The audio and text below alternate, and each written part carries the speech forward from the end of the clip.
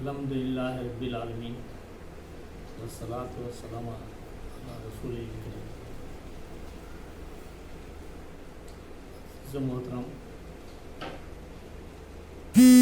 آپ سے جو خطاب ہوگا کل نفس ذائقۃ الموت، ہر نفس کو موت کا مزہ چکھنا ہے۔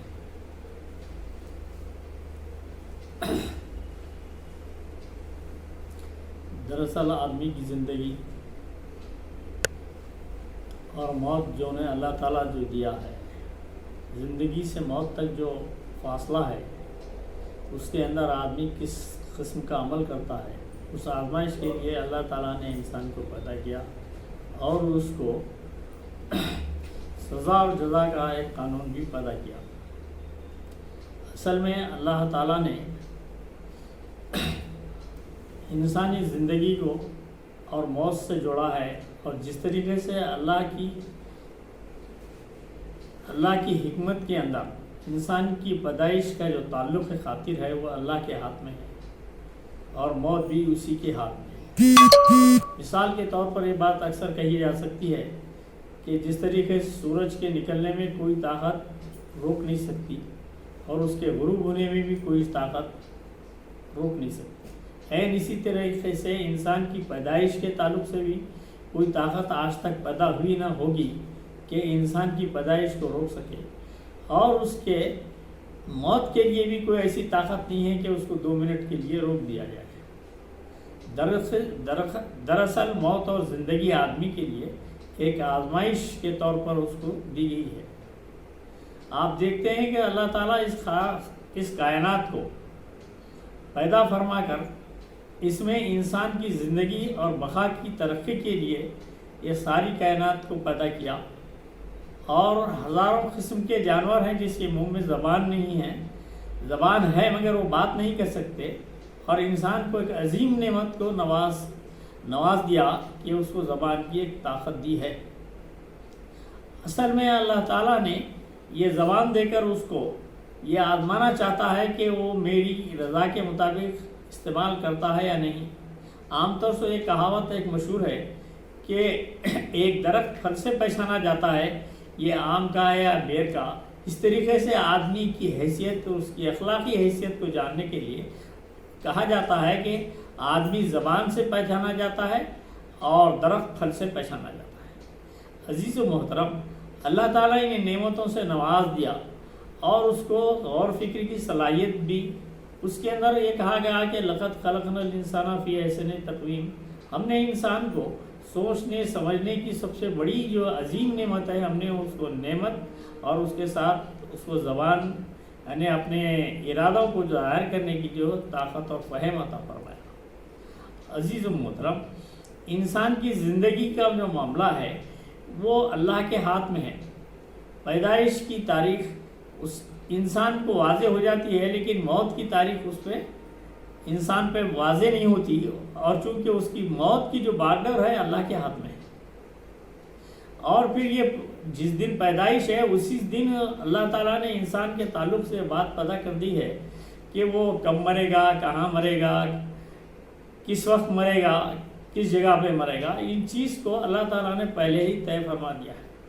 جس طریقے سے رزق آدمی کو ڈھونڈتا ہے، اس طریقے سے موت آدمی کو ڈھونڈتا ہے کہ وہ شخص کہاں ہے اور اس کی روح کب قبض کی جائے۔ اور اس بات کو مثال کے طور پر یہ کہی جاتی ہے کہ اتفاقاً ایک 5-10 سال کی بات ہے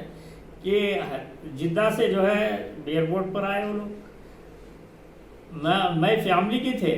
لیکن ڈرائیور جو ہے وہ نظام آباد کے بجائے ظہیر آباد کی طرف موڑ دیا۔ ہوا یہ کہ وہ جب وہ کسی درخت سے ٹکرا گیا اور چاروں کے چاروں اس حادثے میں ہلاک ہوئے۔ تو اس مشاہدے سے، اس واقعات سے ہم کو یہ سبق ملتا ہے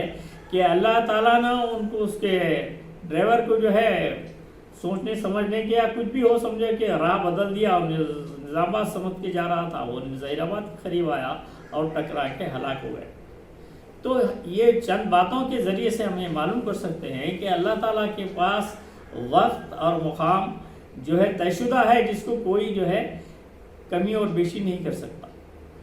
اب عام طور سے جب انسان بیمار ہو جاتا ہے تو اس کے علاج کے لیے دواخانوں میں چلے جاتے ہیں، لیکن ڈاکٹر جو ہے بیماری کا علاج کر کے اس کو علاج کر سکتا ہے، لیکن اس کی موت کی ضمانت نہیں لے سکتا، چونکہ وہ خود ڈاکٹر جو علاج کرنے والا خود اپنے آپ کو نہیں بچا سکتا، اپنی فیملی کو نہیں بچا سکتا۔ اس سے یہ معلوم ہوا کہ ڈاکٹر جو ہے علاج کرنے والا ہے لیکن موت کی ضمانت دینے والا نہیں ہے۔ اور اس زمان میں اللہ تعالیٰ موت اور زندگی سے کوئی فرار نہیں ہو سکتا۔ دنیا میں کئی مصائب ہیں، کئی لوگ ہیں، لیکن موت کی حقیقت سے کوئی انکار بھی نہیں کر سکتا۔ آپ کو یہ معلوم ہے کہ تقویت ایمان کے اندر ایک جزء ایمان یہ بھی ہے کہ موت اور زندگی اللہ کے ہاتھ میں۔ ایک واقعے کے ذریعے سے ہم بات سمجھ سکتے ہیں کہ ایک شخص جو ہے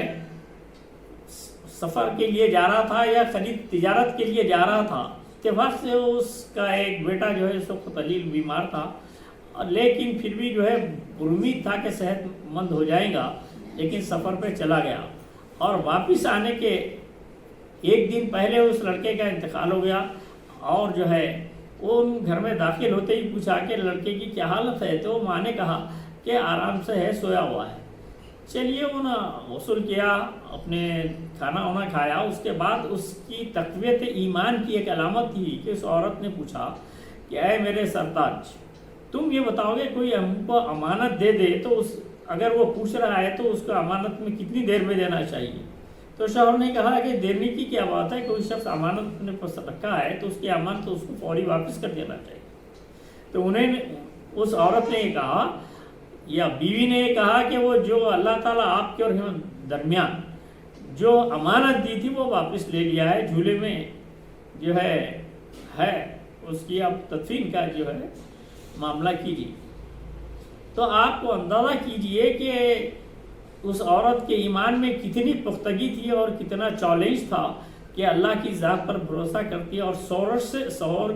شوہر کے لیے بھی ایک جو ہے تمانیت تھی، اور اس نے یہ پوچھا کہ واپس امانت کرنی چاہیے۔ اب مختصر یہ ہے کہ میں تفصیل میں گئے بغیر، وقت کی تنگی ہے یا اس وقت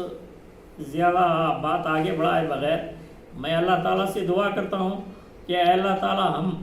بحیثیت انسان کے ہیں، ناقص العقل ہیں، ناقص العمل ہیں اور خطا کار ہیں، اللہ تعالیٰ تو ہماری دعاؤں کو قبول فرما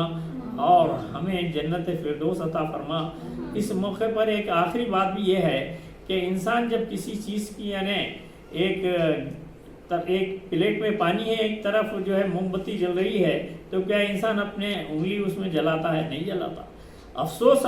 اس بات کا ہے کہ ہم ایک موم بتی کے جلنے پر اپنے کو بچانے کی کوشش کر رہے ہیں، لیکن اللہ تعالیٰ کی کئی وعیدیں ہیں کہ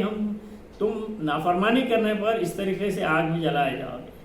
میں یہ کہنا چاہتا ہوں کہ ایک موم بتی کا ہم کو ڈر ہے، لیکن اللہ تعالیٰ کے عذابوں کا ہم ڈر ہے۔ گویا کہ اللہ تعالیٰ کے عذاب کا ڈر ہے نا، اس کی جو باغوں کی جو امیدیں وعدہ کیا گیا ہے اس پر بھی ہمارا یقین نہیں ہے۔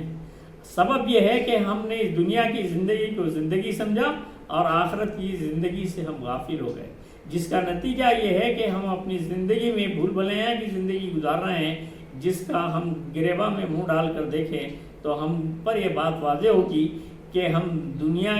کو ہمیشہ کی زندگی اور آخرت کی چند روزہ زندگی سمجھ رہے ہیں۔ یہ سبب کی وجہ سے ہماری زندگیوں میں بے چینی ہے اور پریشانی کا سبب ہے۔ ہم اللہ تعالیٰ سے دعا کرتے ہیں کہ اللہ تعالیٰ ہم کو تقویت ایمان عطا فرما، تیری جنت کے باغوں میں سے ہم کو ایک جنت عطا فرما، ہمارے تمام خطاؤں کو معاف فرما۔ وآخر دعوانا الحمدللہ رب العالمین۔